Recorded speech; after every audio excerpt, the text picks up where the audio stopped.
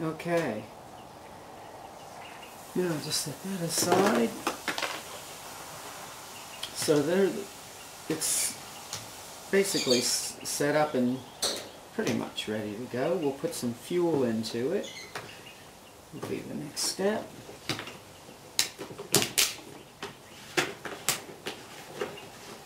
Now this is 16% nitro, which it's a methanol-based fuel, and it's got nitromethane in it and oil. So we'll just open the starter set here.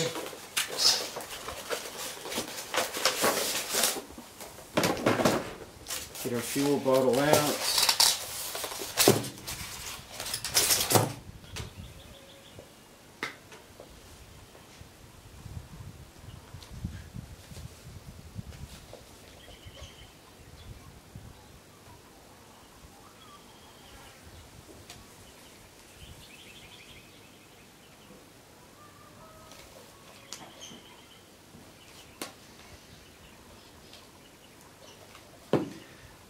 Okay, suck some fuel out of there. I'm not going to do a lot because I'm not going to run it long. I'm just doing it to show you how. Just put that into the fuel tank. You don't necessarily want to take more fuel out than you think you're going to use,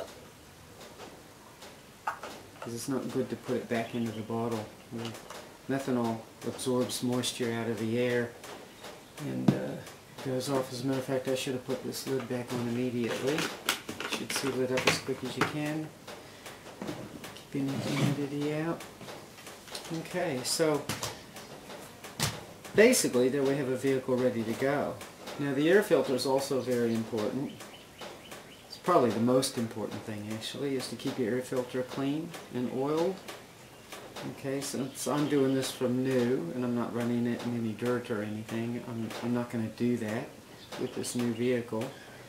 But normally you would have your air filter oil and just a couple of drops on here and just knead it to get it through it so it's damp. You don't want it too wet to where it can't breathe, just damp enough to stop any dust or dirt from getting in to your engine. And they can be cleaned with warm soapy water when you're finished, dried, and then re-oiled ready for the next time. We've got a mixture screw before we start it. This is the mixture screw. This is the high-end mixture, which is the only one you should probably be playing with. Typically they're set out of the box, but I always like to check them. So if you this controls the amount of fuel that's allowed to the motor. So if you count how many turns it takes to close it, so there's a half of a turn, 1 1/2, 2, about 2 1/4, not quite 2 1/2. That, to me, that's a bit lean. It's not enough fuel, especially for a new motor. So I'm going to, no, you don't want to put too much pressure on it, just stop and it's firm. So I'm going to go back out a half, 1 1/2, 2 1/2, 3 1/2, which is almost, in this case, almost flush with the top of the housing. I reckon 3 1/2 is safe to start just about any motor, and you can adjust it from there. Much below 2 1/2 or less is probably a bit on the lean side, and when they're lean they run hot and at high revs, and it's harder on your motor. So from new you want it as rich as you can get it to run, because the oil and the fuel lubricates the motor, and the airflow over the head cools it, and the oil cools it as well. So running it rich lubricates and cools the motor better, especially when you're running them in from new. You don't get much cooling from airflow because you're not going fast, so it relies on the fuel more. And then there's two different, basically there's two different glow heater types. Now these motors have glow plugs in them in the top of the engine down there, which is similar to, say, how a diesel engine works. that has to be preheated in order for the fuel to ignite. And you can get the ones in the starter kits typically have a rechargeable single battery that clip on like that, and then the battery charger comes in the back of the box, and that recharges these. They work quite well and they're very convenient.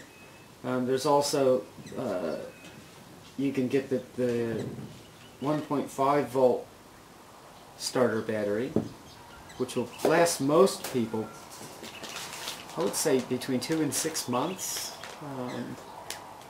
on average, probably. And then this is the glow lead, and it seems to be, to me, to be a stronger start and a little bit easier to start with these. A bit more power from the battery delivered. I don't know the technical term, but I like these. They're not quite as convenient, but I don't have to recharge that. If you forget to recharge that one, then you're caught out. You can't start the car until you wait several hours to recharge it. Of course, if this goes flat, it's the same thing, except they last so long you would get caught out very seldom. So you just put your alligator clips onto the battery, and then pinch and push. When you pinch it, it expands. You push that onto the glow plug, and then it locks on. Now that's preheated the glow plug, and then it's ready to start. Before I do that, though, you need to get the fuel from the fuel tank to the carburetor the first time. So you need to prime it, and you'll be able to see the fuel go through the line. Now, one of these fuel lines goes from the exhaust pipe to the top of the tank. When it's running, the pressure from the exhaust pipe pressurizes the fuel and pushes it to the motor. The other one goes from the fuel tank to the carburetor. Now, you can prime it by, if you block the exhaust pipe with a finger and pull the motor over with your other hand, that will pressurize it and push fuel to the tank. Sometimes from new they're a bit hard to pull. If you just loosen the glow plug just one turn off, or not even a full turn, just crack it loose, it will become easier to pull, especially for priming. So we'll do that a few times.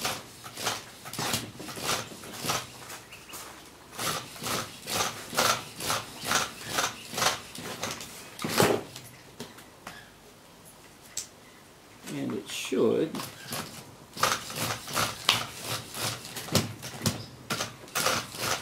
prime.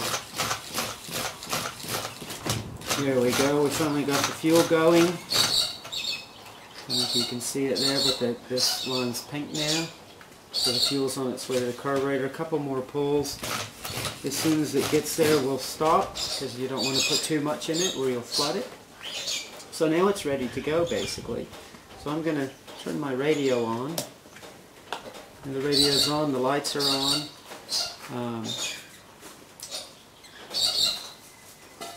There's a throttle trim and a steering trim on the radio, and they're minor adjustments that allow you to slightly, they basically correspond with the throttle and the steering, and instead of holding in corrections, they are minor adjustments to fix them.